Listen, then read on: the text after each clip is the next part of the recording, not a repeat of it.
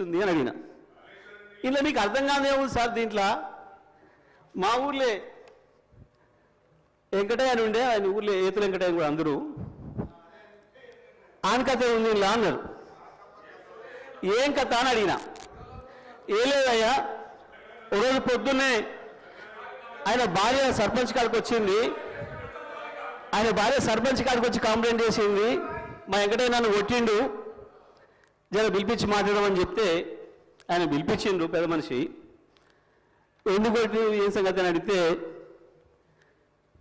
నేను మా అమ్మగారింటికి నువ్వు పాలు వేయద్దుమని అన్నాడు, నేను పోస్తా అన్నా. నువ్వు పాలు వేస్తే ఊరుకోను అన్నాడు, నేను పోసి తీరుతానంటే నన్ను కొట్టిండు. పాలెక్కడి, నీకు బర్రె లేదా పాలెక్కడి అని చెప్పి ఆయన పెద్ద మనిషి అడిగింది అధ్యక్ష. అడిగితే నాకు 4 బర్రెలు ఉన్నాయి అన్నాడు అధ్యక్ష. ఈ 4 బర్రెలు ఎక్కడిదా, నీకు ఒకటి కూడా లేకపోయా, మా ఊరందరం చూస్తే 50 మంది ఉన్నాం, అందరూ కలిసి నీకు బర్రెలు లేవా ఎక్కడిదా అంటే, అధ్యక్ష పోయిన బర్రె దొరికితే, సచ్చింది బతికితే, పోయింది దొరికితే, మా అత్తగారు ఒకటి పెడితే నేను ఒకటి కొంటే నాకు 4 బర్రెలు ఉంటాయి, నాకెందుకు 4 బర్రెలు అన్నాడు. ఇది కూడా అట్లనే ఉంది అధ్యక్ష ఈ గవర్నర్ గారి ప్రసంగము. అంతకు మించి ఒక అక్షరం కూడా తేడా లేదు. ఎక్కడ ఇచ్చారు అధ్యక్ష? రైతులకు రుణమాఫీ చేసినారు, రైతు భరోసా ఇచ్చినారు, 12,000 రూపాయలు నా ఈడిఎస్ కార్మికులకు ఇచ్చినారు, 12,000 రూపాయలు నా ఆటో కార్మిక సోదరులకు ఇచ్చినారు, 2,500 రూపాయలు మా మహాలక్ష్మి అక్క చెల్లెలకు ఇచ్చినారు, రైతులకు బోనస్ ఇచ్చినారు, తోం బంగారం ఇచ్చినారు. ఏది ఇచ్చిన అధ్యక్ష? నా విద్యార్థి సోదరులకు స్కూటీలు ఇచ్చినారు అధ్యక్ష. 2 లక్షల ఉద్యోగాలు ఇచ్చి ఈ పుస్తకాలు తీసుకుపోయి మధ్యాహ్నం నుంచి సాయంత్రం వరకు మళ్ళీ తిరిగేసి కూడా చదివినాం అధ్యక్ష. తెలుగులో కొంత ఎందుకో కొంచెం ట్రాన్స్లేషన్ మక్కి కనబడ్డది. సరే ఇంగ్లీష్లో కూడా చూద్దామని అది కూడా చూసిన అధ్యక్ష.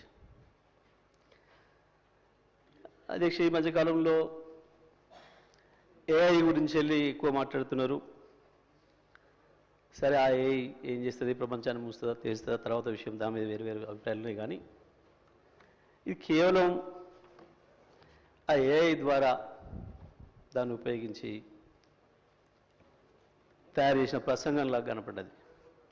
ఏదో చాట్ జీపీటీ అని చెప్పి దాన్ని వాడి మనకేం కావాలో చెప్తే అదే తయారు చేస్తుంది అని చెప్పి మనం ఏదైతే వింటున్నామో, బహుశా దాన్ని వాడి తయారు చేసేదేమో అని చెప్పి జగదీశ్వర్ రెడ్డి గారు సార్ చెప్పండి. అసహనానికి గురి కాకండి. మేమా? మీరే రాష్ట్రపతిని చూస్తున్నారు, రాష్ట్రపతిని చూస్తున్నారు అధ్యక్ష, రాష్ట్రపతిని చూస్తున్నారు. అధ్యక్ష సహనం అధ్యక్ష రాష్ట్ర ప్రజలందరూ చూస్తున్నారు. జగదీశ్వర్ రెడ్డి గారు ప్లీజ్, జగదీశ్వర్ రెడ్డి గారు ప్లీజ్, జగదీశ్వర్ రెడ్డి గారు ప్లీజ్ 1 మినిట్. అసహనానికి గురి కాకండి, సహనంతో మాట్లాడండి, సభా సాంప్రదాయాలను కాపాడండి. మీరు సీనియర్ శాసనసభ్యులు, మంత్రి పదవి కూడా చేశారు మీరు 10 సంవత్సరాలు. మీరు ఈ విధంగా మాట్లాడడము, సభను సాంప్రదాయాలను తప్పుదోవ పట్టించడం మంచిది కాదు. ప్లీజ్ మాట్లాడండి. అధ్యక్ష అధ్యక్ష ఏ సభా సంప్రదాయానికి నేను విరుద్ధంగా మాట్లాడినా మీకు చెప్తే తర్వాత మాట్లాడతా అధ్యక్ష. నా విషయంలోనే నన్ను ప్రశ్నించడమే సభా సాంప్రదాయాలకు విరుద్ధము. అసలే కాదు అధ్యక్ష, అసలే కాదు అధ్యక్ష. అధ్యక్ష అధ్యక్ష నన్ను ప్రశ్నించడం అధ్యక్ష ఈ సభ మన అందరిది, ఈ సభ మా అందరికి సమానమైన హక్కులు ఉన్నాయి. మా అందరి తరఫున మీరు పెద్ద మనిషి మాత్రమే అలా కూర్చున్నారు తప్ప ఈ సభ మీ సొంతం కూడా కాదు. ఈ విషయం అధ్యక్ష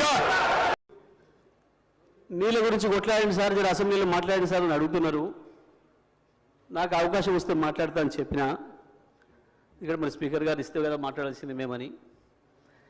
సరే నా అదృష్టం కొద్దీ మా అధ్యక్షులు గారు, మా నాయకులు కేసీఆర్ గారు దీనిపైన నన్నే మాట్లాడమని చెప్పారు. ధన్యవాదాలు వారికి. మీ ముఖ్యమంత్రి కంటే దూరంగా ఏం లేరు. 2 కామెంట్స్ బంద్ చేయండి. ఇక మీ ముఖ్యమంత్రి గారి దగ్గరనే ఉన్నాడు. ఎక్కువ మాట్లాడొద్దు ఇక నాకు ముందట, ఎక్కువ మాట్లాడుకొని మూసుకోండి. అధ్యక్ష,